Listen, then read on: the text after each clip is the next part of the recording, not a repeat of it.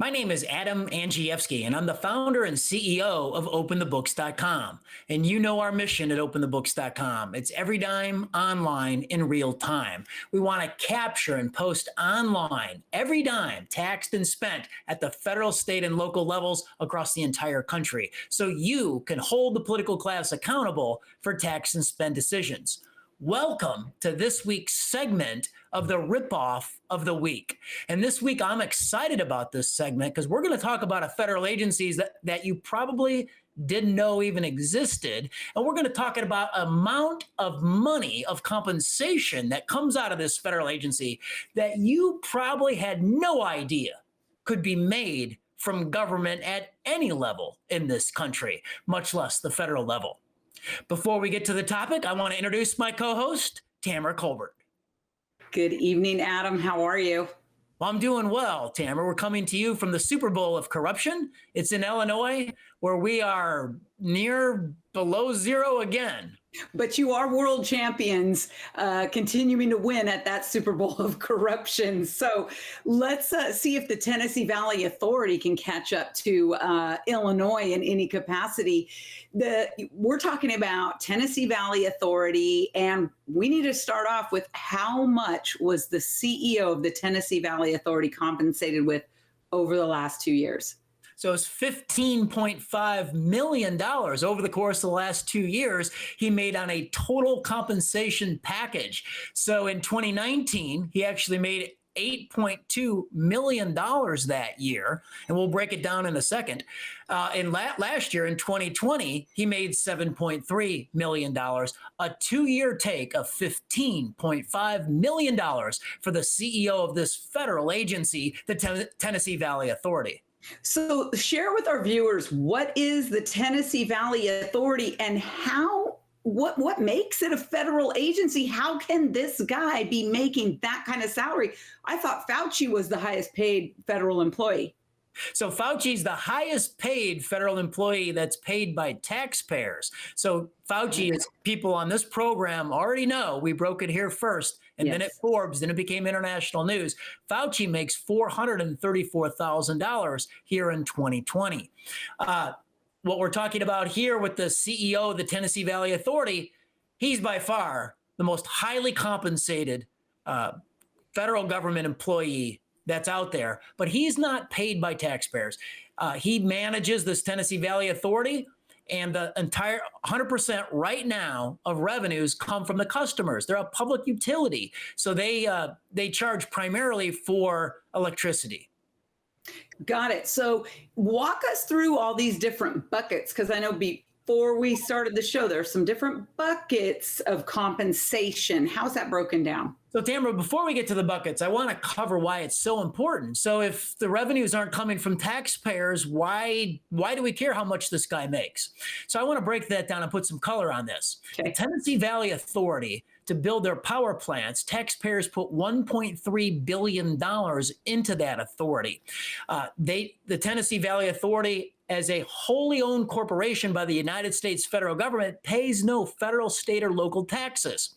The Tennessee Valley Authority has racked up over $20 billion worth of bonded debt, and that debt is carried on the books of Uncle Sam.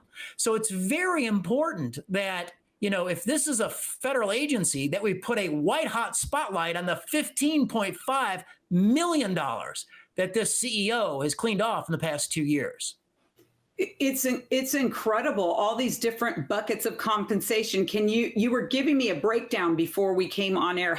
What does that look like for the CEO? So last year, when he made $7.3 million, he received a $1.1 million salary. He made a $2.4 million performance bonus, a $2.4 million bonus last year. And he also cleaned off the first of his 3 equal long-term incentive awards to stay on the job. That was $338,000. He received $1.1 million in quote-unquote other compensation.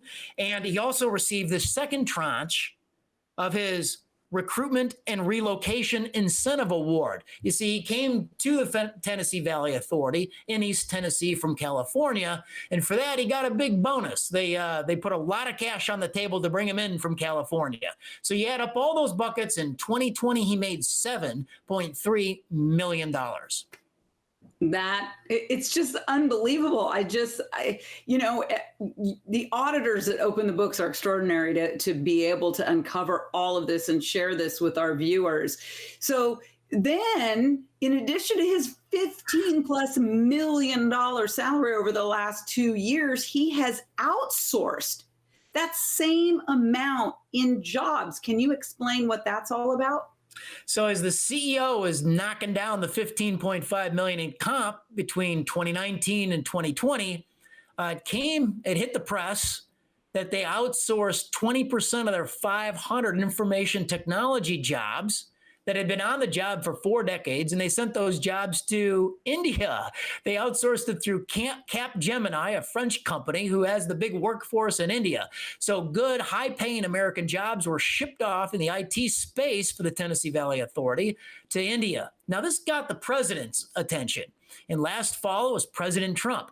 So at a White House press conference, he was asked about this. And he went on the record saying the CEO makes too much money, and he couldn't believe it that during a pandemic, they were shipping good-paying American jobs from America's heartland to India.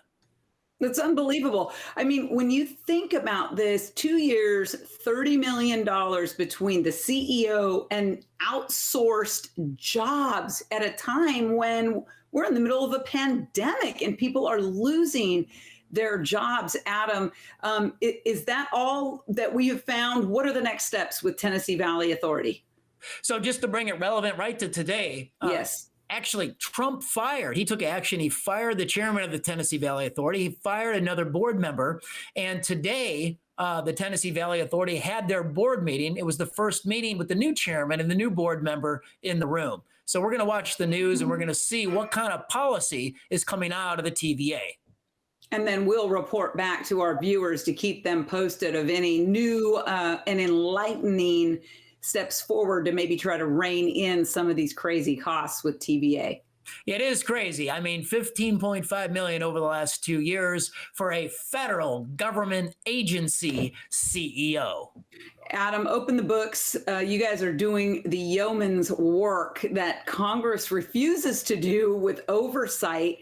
I encourage you guys, go to openthebooks.com. Please go there, sign up for our newsletters, share this link tonight with 10 of your friends. Put it on your Facebook post, on your Facebook page, because we can only do this with your help. Adam, you get the last word tonight. So I just want to encourage everybody watching the program today. Thank you for tuning in. Head on over to openthebooks.com and sign our petition to force Congress to read the bill. Do we have a representative republic if our representatives don't have time to read the bills before they vote on those bills? And I think we don't. So we need a 72-hour legislative timeout so Congress can do their job. So the press, the people, we have time to review this legislation. It'll go a long way. Transparency is the best of disinfectants to stopping these pork-laden, big, massive omnibus, minibus, aid and relief bills from going out the door without members of Congress and all of us knowing what's in the bill. Thanks, Adam. Openthebooks.com. Remember, Rip Off of the Week every Thursday night, 6 p.m. Eastern. We'll see you guys next week. Thanks for joining us.